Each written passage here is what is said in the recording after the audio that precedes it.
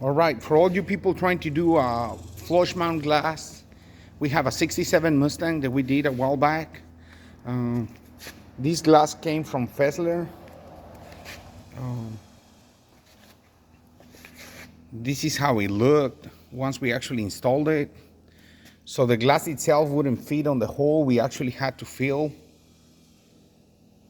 in on either side. Actually, all the way around, we had to do fill in about, I'm gonna say about a quarter of an inch all the way around.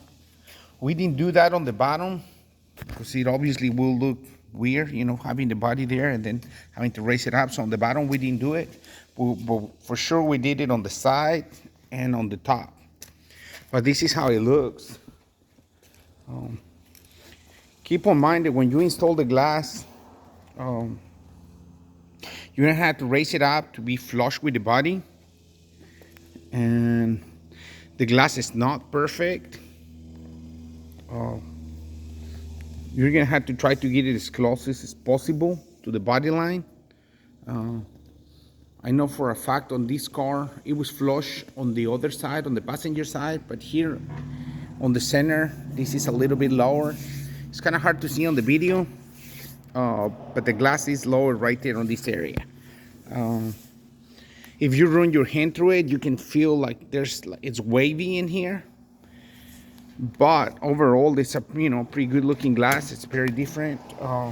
Another thing that I wanted to bring up is that once you install it and you want to make it flush with the top, with the body, you're gonna have a big gap on the inside right here. This gap is actually all urethane, so you're gonna have to do a bead that is probably about 5/8 of an inch to 3/4 to be able to raise it up and have it flush.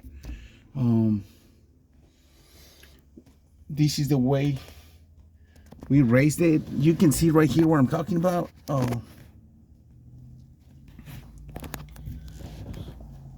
So this is the glass right here. Let me see, it's kind of hard, but right here, this is the bead of urethane to actually be able to have it flush on top.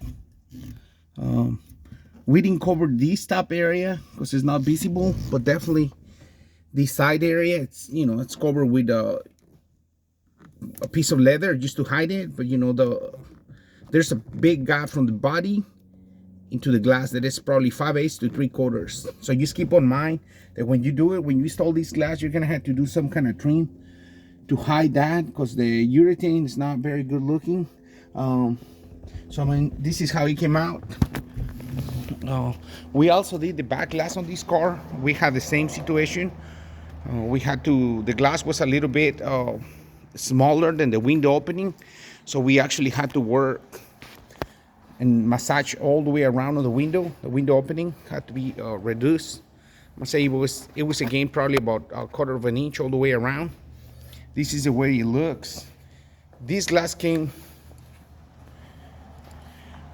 looking better than the front one. It was more, I'm gonna say more even. It doesn't have a lot of seams, a lot of waves, but this is the way it looks, and I just wanted to share it. Same situation. Once we put it in, we actually had to have a leather piece to trim all the inside. This is the way it looks. So just, if you have any questions or any comments on this, you can let us know, but this is the way it looks.